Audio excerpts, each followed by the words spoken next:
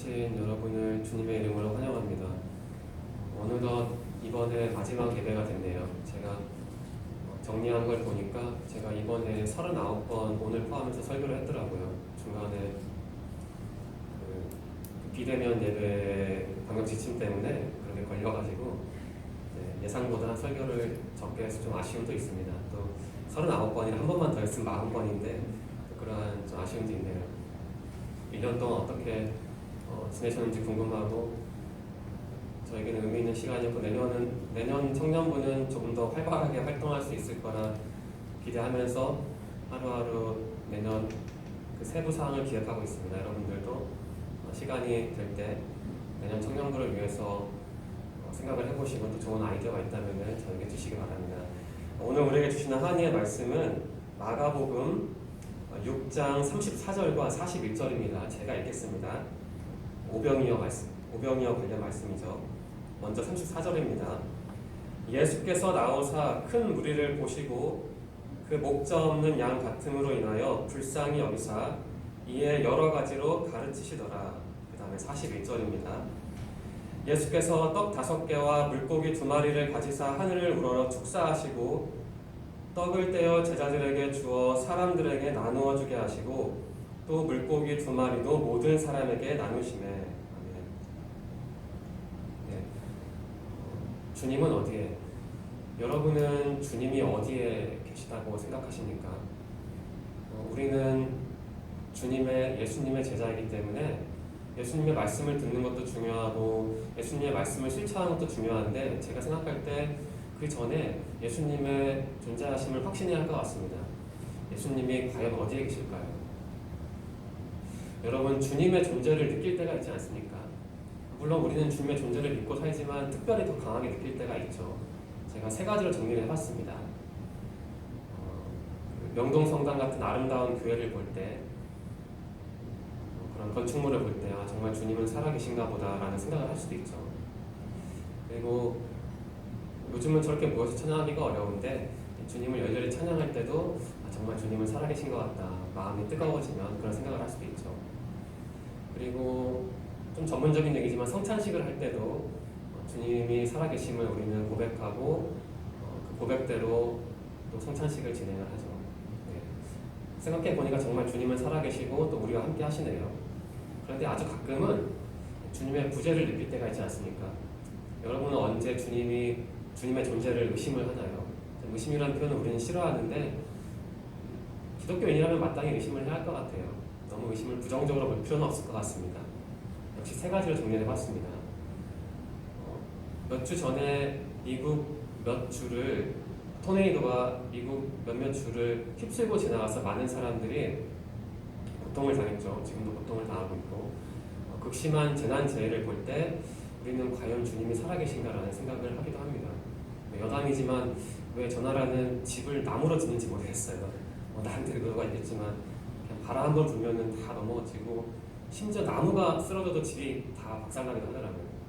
아무튼 그리고 특별히 전쟁 같은 상황을 볼 때 정말 주님이 살아계실까 끔찍한 상황을 보면서 주님은 뭐 하시는 걸까 그런 생각을 할 수도 있죠. 그리고 고통당하는 사람들을 볼 때 특별히 과연 주님은 저들을 왜 외면하시는 걸까? 저들을 향한 뜻은 무엇일까? 고통당하는 사람을 보면은 정말 주님이 살아계시는 걸까? 그런 생각을 의심할 수도 있죠. 네, 고통의 문제.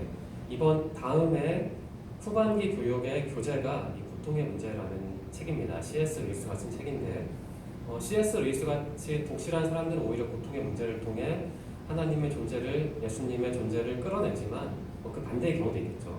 무신론자들은. 아무튼 어떤 무신론적인 입장에서 볼 때 고통의 문제는 절대 쉬운 문제가 아닙니다. 왜냐하면 고통의 문제 때문에 이런 의심을 하거든요. 주님은 정말 살아계실까? 그런데 우리가 관점을 바꿔야 할 것 같습니다. 고통의 문제를 보고 주님은 없어 라고 비약을 하면 안 되겠죠. 그 안 된다는 게 단순히 신앙적으로 안 된다기보다는 논리적으로 봐도 문제는 있습니다. 주님의 존재는 B라는 영역이고 고통의 문제는 A인데 그냥 고통의 문제를 보고 A에서 B로 바로 건너뛸 수는 사실 없거든요. 그러니까 논리적으로 봐도 문제는 있는 거죠. 오늘 설교를 통해 제가 제안하고 싶은 건 이겁니다. 고통의 문제를 보고 이렇게 생각을 해보는 거죠.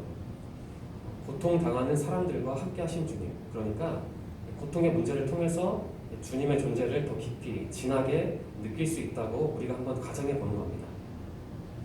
그러면은 말로만 할 수 없고 주님의 말씀을 통해서 과연 고통 중에 주님이 우리가 정말 함께 하시는지 아닌지를 확인해 보겠습니다. 모병이어 관련 말씀인데요. 제가 공동번역 성경으로 읽겠습니다. 공동번역 성경은 개신교 신학자들과 가톨릭 신학자들이 힘을 합쳐서 펴낸 성경이죠. 제가 먼저 34절을 공동번역 성경으로 읽겠습니다. 예수께서 배에서 내려 군중이 많이 모여있는 것을 보시고 목자 없는 양과 같은 그들을 치근히 여기시어 여러 가지로 가르쳐 주셨다. 다음으로 41절입니다.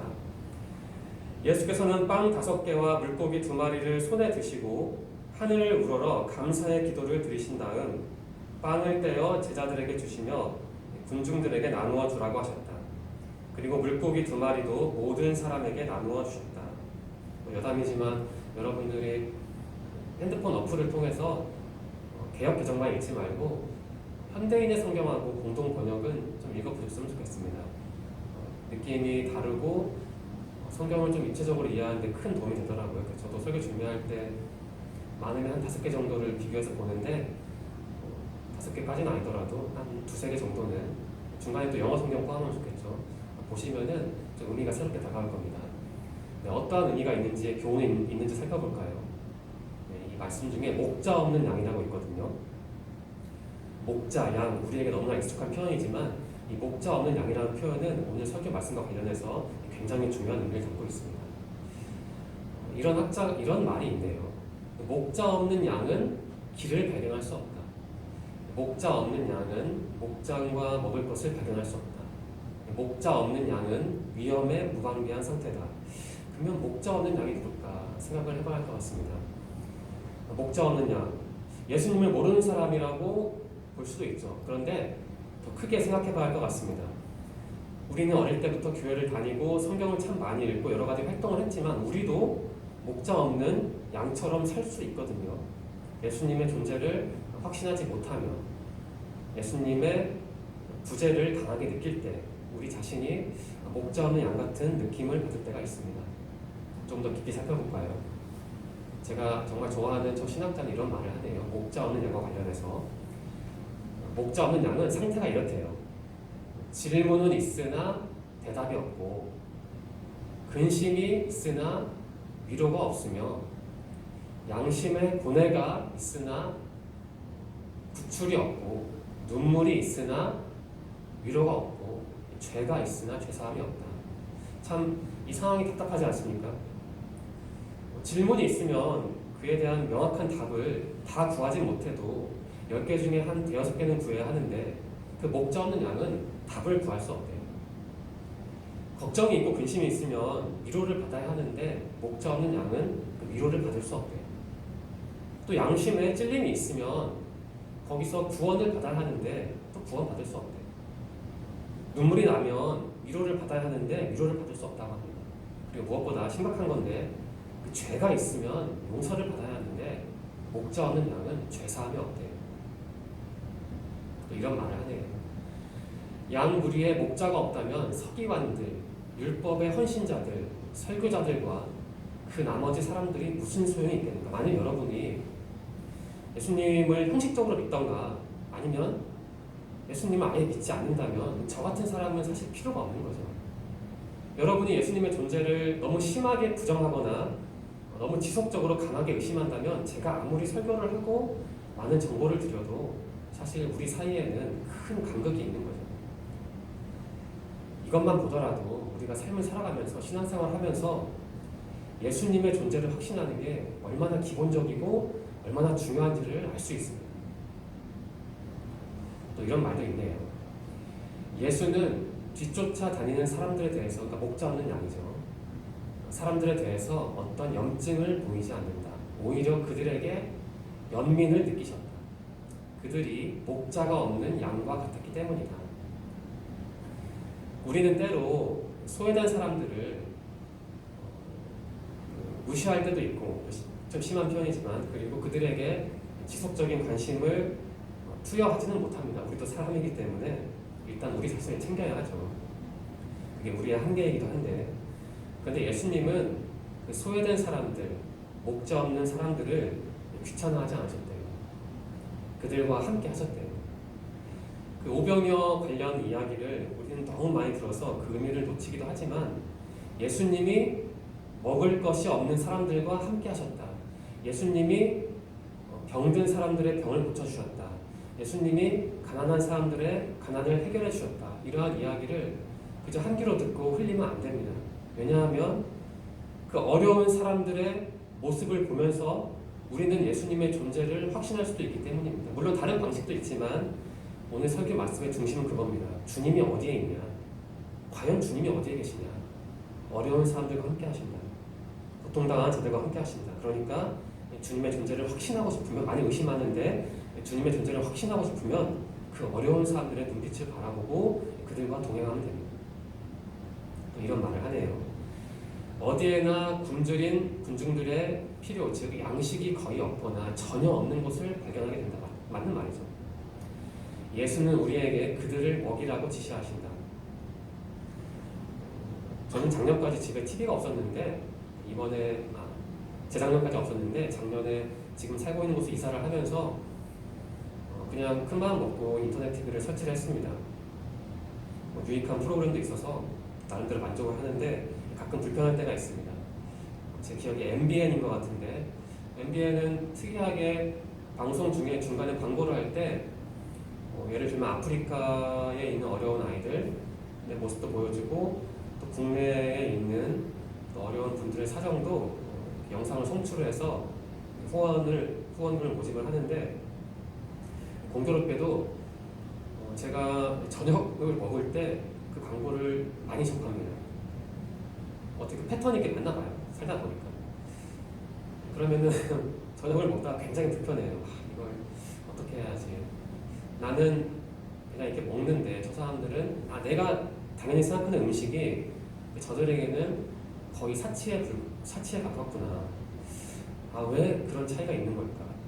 이런 고민을 하고 또 제가 그러한 모습을 보면서 좀 마음이 불편한 이유는 다른 게 아니고 좀 신학을 공부해서 그런지 고통당한 사람들 보면은 바로 이런 생각이 들어요.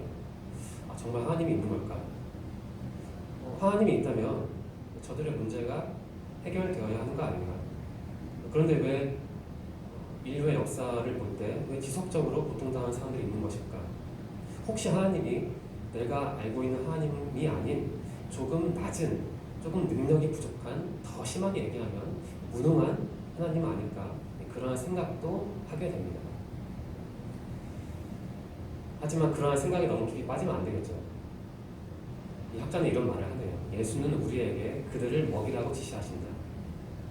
우리가 고통당한 사람들 보면서 하나님이 정말 있을까라는 의심을 해도 괜찮을 것 같습니다.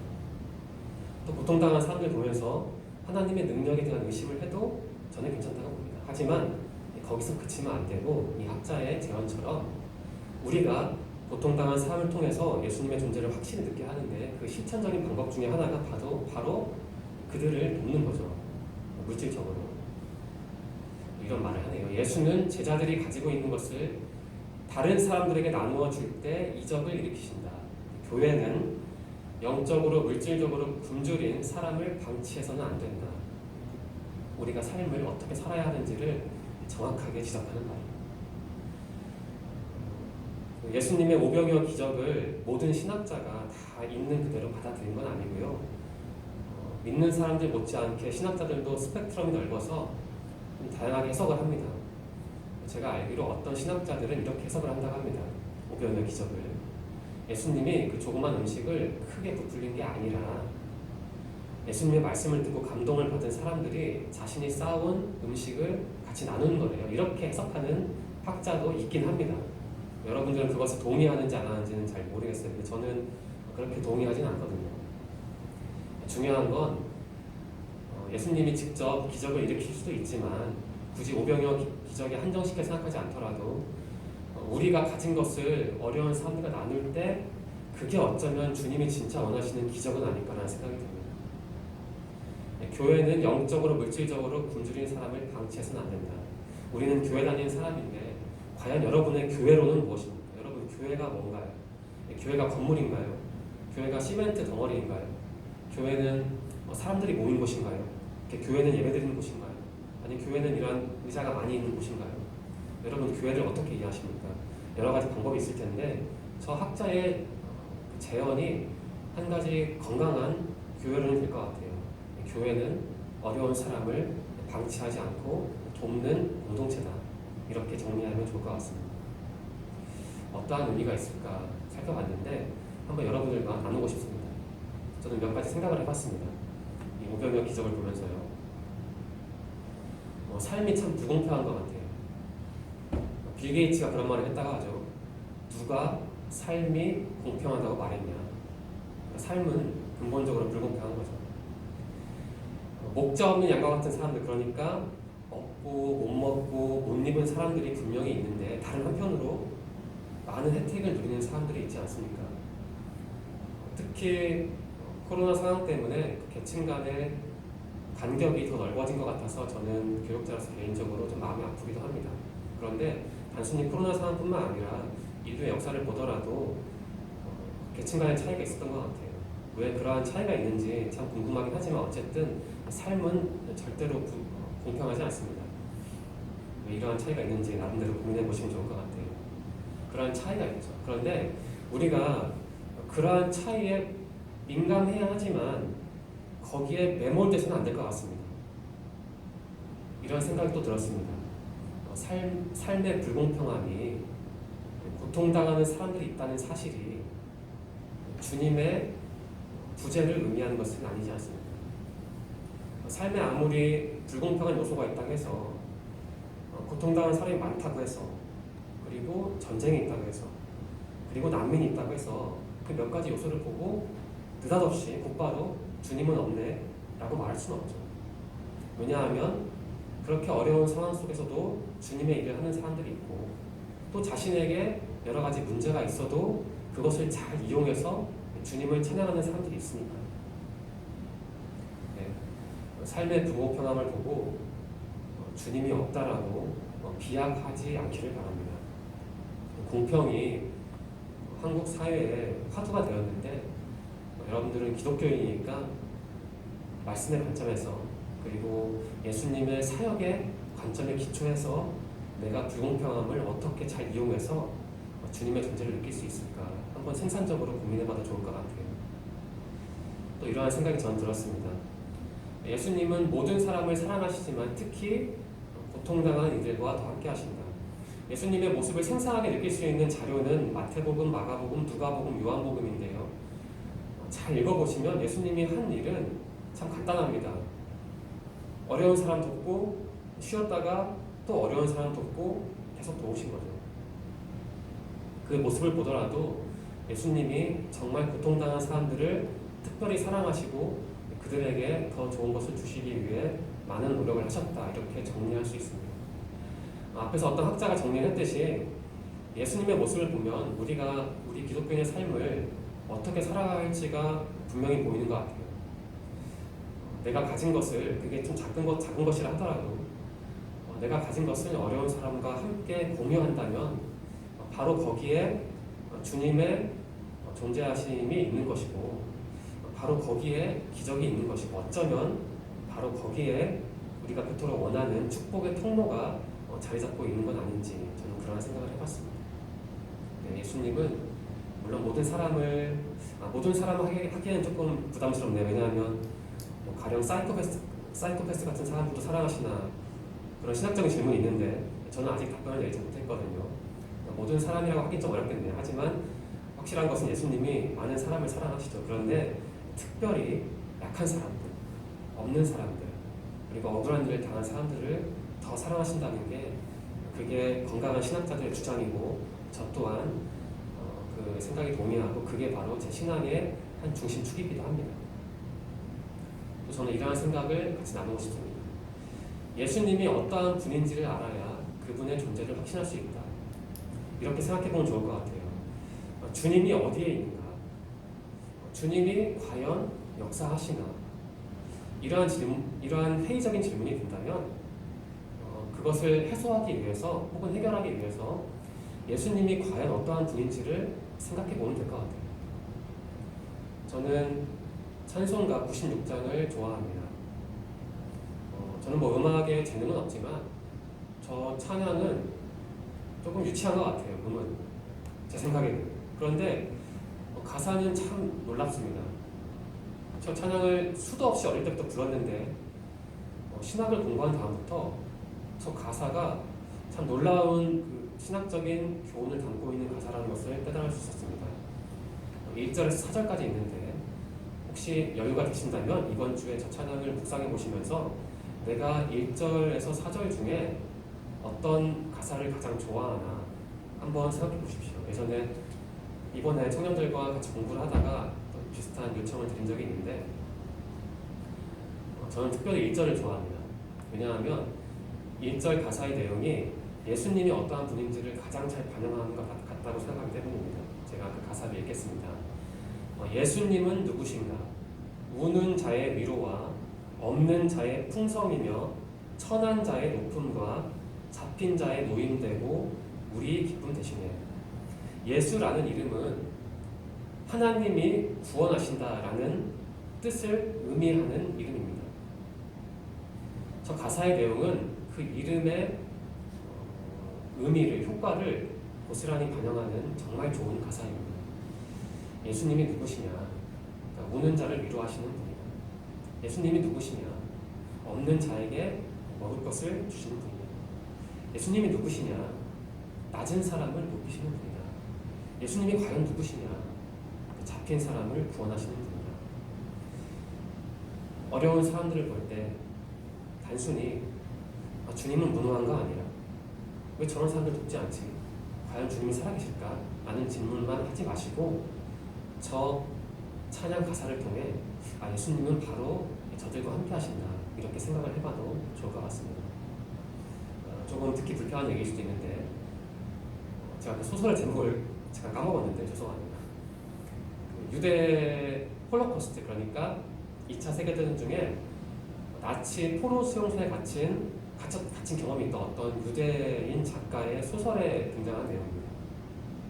아마 사실에 기초한 것 같은데 포로 중에 유대인 포로 중에 그 규칙을 어겨서 교수형을 당하게 된 경우가 있었습니다. 성인 남자 2명과 한 명이나 2명이나 기억이 안 납니다. 한 명 2명과 어린아이였거든요. 어린아이. 교수형을 하는데 목에 줄을 매서 떨어뜨리는 게 아니라 목에 줄을 매서 뒤에서 잡아당긴 것 같아요. 그러면 좀 시간이 걸리죠. 어른들은 몸무게가 많이 나가기 때문에 목에 줄이 감기면 그 목에 체중이 실리니까 의식을 잃고 곧 죽게 되지 않습니까? 근데 아이들은 몸무게가 가볍기 때문에 빨리 안 죽고 발버둥을 치게 되죠. 오랫동안. 그 광경을 보는 어떤 그 소설 중에서 광경을 보는 어떤 사람이 이제 그런 의심을 한 거예요. 과연 하나님이 어디 계시냐? 끔찍한 상황이 있는데 그때 옆에 있던 사람이 이런 말을 하죠. 저기 매달린 사람들과 함께 계신다, 이런 말을 하거든요. 예전에 저는 이 얘기를 들었을 때 좀 화가 나더라고요. 왜 그렇게 감상적으로 대응을 할까? 저거는 끔찍한 상황인데. 그런데 신학을 공부하고 또 나이가 들고 고민을 하다 보니까 그 얘기가 맞더라고요. 여러분, 예수님은 어떻게 이해하십니까? 여러분, 예수님이 어떤 분이에요? 다 우리 마음에 그 개념이 있잖아요. 나의 친구다. 내가 어려울 때 복을 주시는 분이다. 내가 위기에 있을 때 기가 막힌 방법으로 나를 구출해 주시는 분이다. 이런 고백도 있는데 오늘 설교 맥락에서 보자면 예수님은 어떤 분이신가? 고통당하는 사람들과 똑같이 고통당하는 분이다라고 대답을 하는 게 어찌 보면 최신 예수론이라고 봐도 무방합니다. 네, 주님은 어디에? 라는 설교 제목으로 오늘 익숙한 말씀을 같이 나눴습니다. 공동번역 성경을 제가 다시 읽겠습니다. 예수께서 배에서 내려 군중들이 많이 모여있는 것을 보시고 목자 없는 양과 같은 그들을 치근히 여기시어 여러 가지로 가르쳐 주셨다. 예수께서는 빵 5개와 물고기 2마리를 손에 드시고 하늘을 우러러 감사의 기도를 드리신 다음 빵을 떼어 제자들에게 주시며 군중들에게 나누어 주라고 하셨다. 그리고 물고기 2마리도 모든 사람에게 나누어 주셨다. 앞에서 가르쳐 주신 다음에 그 다음에 먹을 것을 주셨네요. 이것만 봐도 우리가 예수님을 어떻게 섬겨하는지 알 수 있죠. 예수님에게 먹을 것을 달라고 요청하기 전에 먼저 가르침을 받고 우리가 제자가 돼서 우리가 가진 것을 어려운 사람들과 나누면 좋은 것이죠. 네. 고통의 문제를 간단히 다뤘는데 여러분이 고통의 문제를 직면하실 때 주님이 정말 있을까라고 너무 회의적으로만 질문하지 마시고 아니지. 예수님의 사역을 보니까 예수님이 살아가신 방식을 보니까 고통당하는 사람들이 오히려 예수님이 살아계심을 확신하게 할 수 있는 하나의 도구가 될 수 있구나. 이러한 생각을 의도적으로 하시면 좋을 것 같습니다. 마지막으로 앞서 말씀드린 96잔 찬송가를 다시 한번 언급하고 싶습니다. 이번 주에 오병이어 관련 말씀도 비교해서 한번 보시고 무엇보다 주님이 과연 어디에 계신가 라는 질문에 대답을 하려면 우리가 예수님이 어떠한 분인가를 알아야 하는데 저 찬양을 통해서 96장을 통해서 과연 예수님이 어떠한 분인가를 좀 깊이 고민해 보시길 바랍니다. 그 가사 1절 4절까지를 좀 익숙한 가사라고 넘기지 마시고 단어 하나하나 뜯어서 고민을 해보신다면 과연 예수님이 어떠한 분인가를 깊이 알 수 있을 거고 저 찬양을 정말 내가 나만의 언어로 잘 이해한다면 예수님이 어디에 계신가라는 회의적인 질문을 얼마든지 저는 격파할 수 있다고 생각합니다. 결국 우리가 끝까지 의지하고 또 우리가 의존해야 할 분은 예수님밖에 없잖아요. 한 해를 무사히 지내도록 지켜주신 예수님을 묵상해 보시고 또 우리가 다음 해를 잘 넘겨야 하는데 저 찬양을 이번 해 묵상함으로써 과연 예수님이 어떠한 분일까를 깊이 고민해 보시고 좀 올바른 건강한 예수님 신앙을 여러분이 모두 가지셔서 이번 해를 잘 마무리하시고 새로운 해를 주님의 은혜 안에서 잘 보내시기를 소망합니다. 기도드리겠습니다. 하나님 감사합니다. 오늘 우리에게 그 오병이어 말씀을 주시고 또 그 말씀에 담긴 신앙적인 교훈을 또한 주셔서 감사합니다. 하나님, 우리는 주님을 믿고 의지하는 독실한 신앙인입니다. 주님은 늘 우리와 함께 하십니다. 그런데 때로 우리는 삶의 어려움을 보면서 과연 주님이 살아계실까라는 의심을 하기도 합니다. 하나님, 그러한 의심이 들 때 우리에게 지혜를 주시옵소서. 우리에게 적절한 말씀을 허락하여 주옵소서. 그래서 우리가 주님의 지혜를 받아 그 말씀을 잘 해석함으로써 어려울 때 어려운 사람들을 통해 우리는 주님의 존재를 확신할 수 있다라는 신앙 고백을 넉넉하게 하기를 소망합니다. 하나님, 이번에 우리 청년부를 지켜주셔서 감사합니다. 주님께서 함께 하셨기 때문에 이 어려운 상황 속에서도 우리가 모여서 예배하고 찬양하고 기도할 수 있었습니다. 하나님, 다음에 우리 청년부는 한 단계 더 도약해야 하는 과제를 안고 있습니다. 우리 모두의 몸과 마음과 영혼의 건강을 지켜주시고 또한 우리 청년들의 삶 가운데 늘 함께하여 주셔서 그들이 주님 안에서 지혜와 용기로 잘 무장되어 다음에 또한 청년부의 주역으로서 열심히 활동할 수 있도록 도와주옵소서. 우리가 한 주 살아갑니다. 하나님, 어려운 상황 속에서 우리와 함께하여 주시고 우리가 약할 때 우리에게 필요한 물질도 허락하여 주시고 또한 필요한 사람도 허락하여 주시고 또한 우리가 슬플 때 우리를 위로하여 주시고 또한 우리가 때로는 외로움을 느낄 때 우리와 동행하여 주셔서 주님은 나와 함께 하시는 주님이고 주님은 나의 어려움을 반드시 해결해 주신다는 믿음을 그런 신앙 고백을 할 수 있는 한 주가 될 수 있도록 인도하여 주옵소서. 지난주도 인도하신 주님, 다음 주도 우리와 동행하여 주시고 또한 이 자리에 모여서 같이 예배할 수 있는 기회도 허락하여 주옵소서. 함께 하시고 인도하실 것을 믿으며 예수님의 이름으로 감사하며 기도드립니다. 아멘.